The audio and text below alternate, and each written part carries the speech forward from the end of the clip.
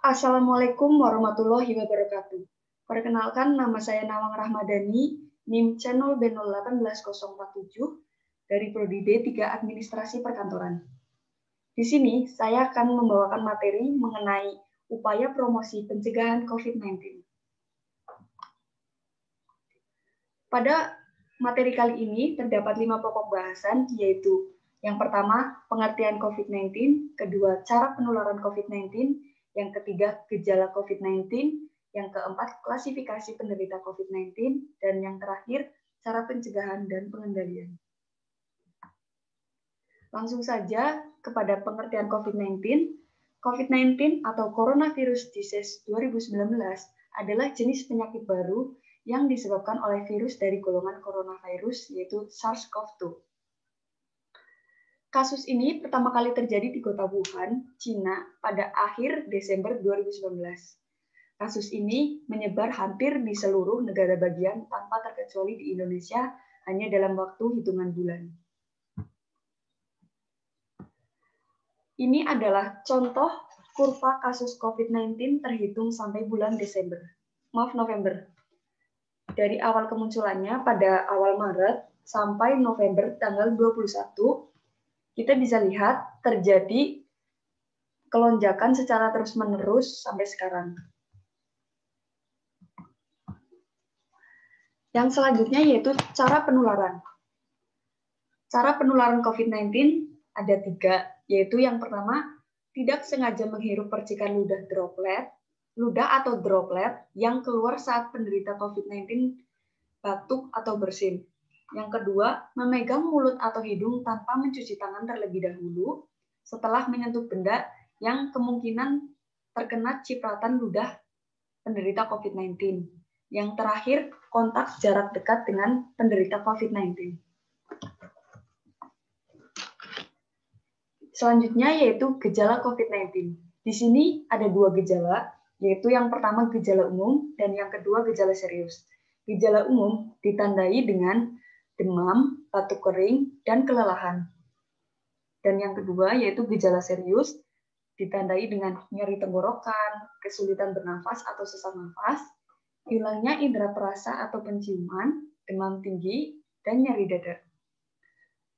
Rata-rata gejala akan muncul 5-6 hari setelah seseorang pertama kali terinfeksi virus ini, tetapi bisa juga 14 hari setelah terinfeksi. Klasifikasi penderita. Klasifikasi penderita terbagi atas 5, yaitu yang pertama tanpa gejala, yang kedua kasus ringan, ketiga kasus sedang, dan keempat kasus berat, dan yang terakhir kasus kritis. Saya akan mencoba menjelaskan masing-masing arti dari kasus tersebut. Yang pertama yaitu tanpa gejala atau sering kita sebut dengan OTG atau orang tanpa gejala adalah pasien yang dinyatakan positif melalui tes namun tidak memiliki keluhan atau gejala sama sekali. Yang kedua, kasus ringan. Kasus ringan adalah kondisi di mana pasien memiliki gejala COVID-19 namun tidak spesifik seperti batuk atau demam. Yang ketiga, kasus sedang. Kasus sedang adalah pasien yang memiliki gejala pneumonia ringan tetapi tidak diiringi dengan sesak nafas atau nafas yang berat. Yang keempat, kasus berat.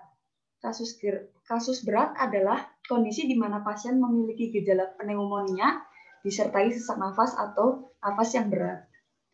Dan yang terakhir adalah kasus kritis. Kasus kritis adalah kondisi di mana pasien dinyatakan positif melalui tes dan memiliki gejala-gejala sebagai berikut.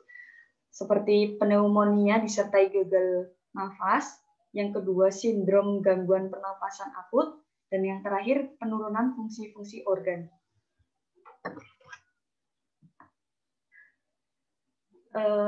Pokok bahasan yang terakhir yaitu cara pencegahan dan pengendalian COVID-19. Di sini saya menyebutkan ada 6. Yang pertama, rajin mencuci tangan menggunakan sabun secara benar. Ini sudah menjadi kebiasaan kita sejak Maret untuk mencuci tangan secara benar menggunakan sabun. Yang kedua, menggunakan masker. Menggunakan masker sudah menjadi kewajiban kita untuk selalu menggunakan masker ketika bepergian keluar rumah. Yang ketiga, menjaga daya tahan tubuh. Menjaga daya tahan tubuh bisa dilakukan dengan cara olahraga, menerapkan pola hidup sehat, mengkonsumsi makanan-makanan yang bergizi, dan menerapkan kebersihan. Yang keempat, menerapkan physical distancing, yaitu kita menjaga jarak antara satu individu dengan individu yang lain. Yang kelima, rajin membersihkan rumah. Yang keenam, melakukan disinfeksi secara rutin. Disinfeksi ini bisa dilakukan dengan cara menyemprotkan cairan disinfektan kepada bagian-bagian rumah atau bagian-bagian tubuh ketika kita setelah kita bepergian dari luar rumah, maka kita bisa menyemprotkan cairan disinfektan tersebut ke tangan, ke baju, tas, kunci motor, mobil, dan ke bagian rumah. Itu biasanya ke bagian yang sering kita pegang, seperti gagang pintu, dan tembok, itu bisa kita semprotkan.